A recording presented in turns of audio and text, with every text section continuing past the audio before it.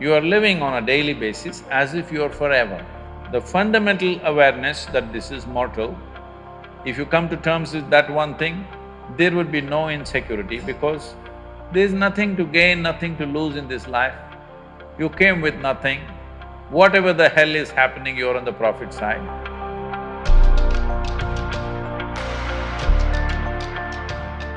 Sadhguruji, my question is, how does one deal with insecurities? How does one deal with insecurity? Life is insecure. There is no security about life because… Shall I reveal a secret to you? However young and healthy you are, you're going to die one day. I'll bless you with a long life, but you will die one day. Is it okay? No? So you can die joyfully or you can die crying, it's up to you. But anyway, you'll die one day, yes or no? If you say, I don't want to die, today you start the chanting, I don't want to die, I don't want to die, I don't want to die. All that'll happen is you will not live, but you will die. Yes?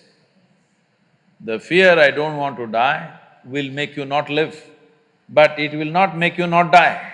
Anyway, you will die.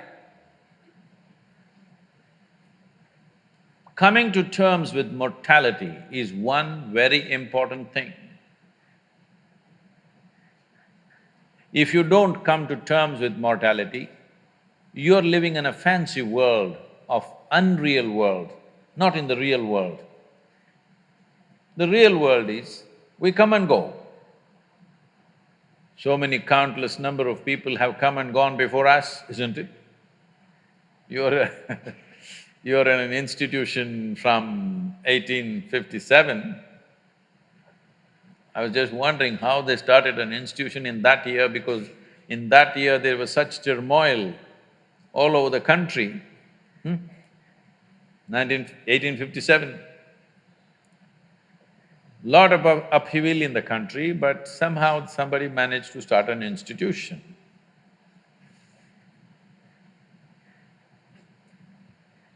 The soil that you're walking upon, we don't know how many people are buried. Yes or no?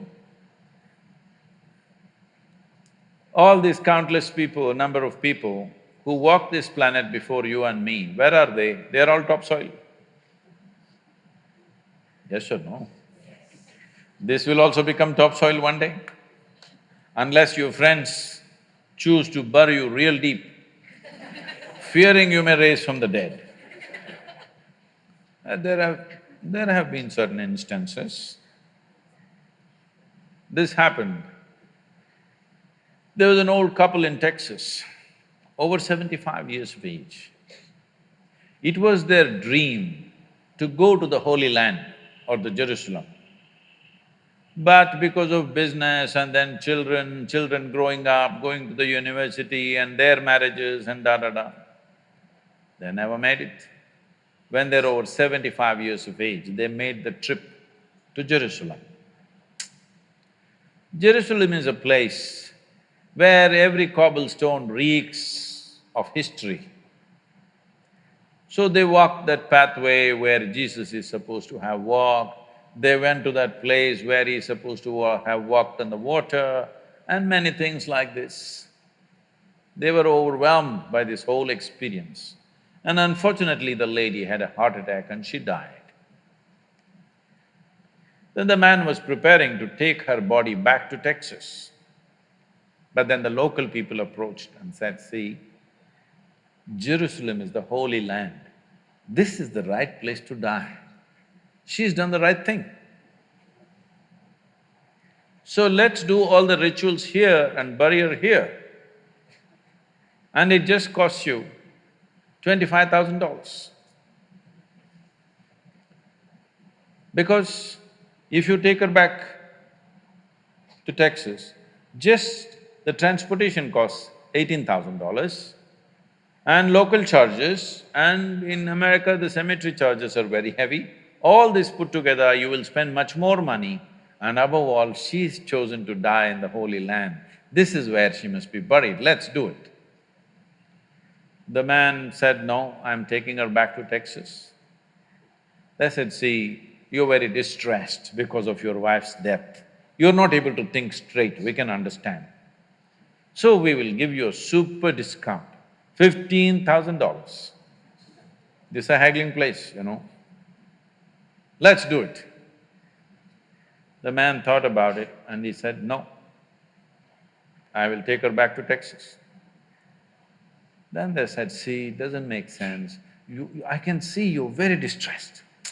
You lost your wife of 45 years, so obviously you're very, very distressed, you're not thinking straight at all. We can understand this just because of that. You are an American and you are from Texas, so we give you an absolute super discount, $10,000. Let's do it. Come on, let's do it, let's do it. You must… what I'm talking, if you want to understand, you must go to Kashi or Hardwar, someplace, how these things happen, you know. Then the man thought about it and he said, no, I'm taking her back to Texas. And they threw their hands up and said, why? What's the problem with you? $10,000, let's do it. He said, see, in Texas, dead stay dead.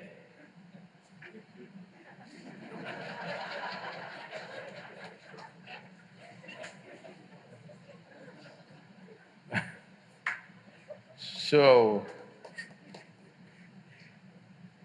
if you come to terms with your mortality,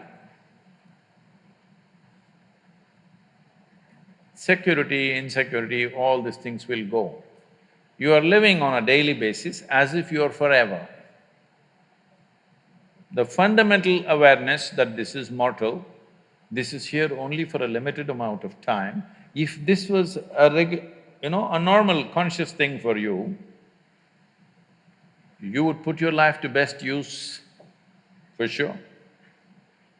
And if you come to terms with that one thing, there would be no insecurity because there's nothing to gain, nothing to lose in this life. You came with nothing. Whatever the hell is happening, you're on the profit side. Yes or no? Huh? Isn't it so? Did you come with investment? No. You come with nothing. So whatever the hell is happening, you're always on the profit side, isn't it?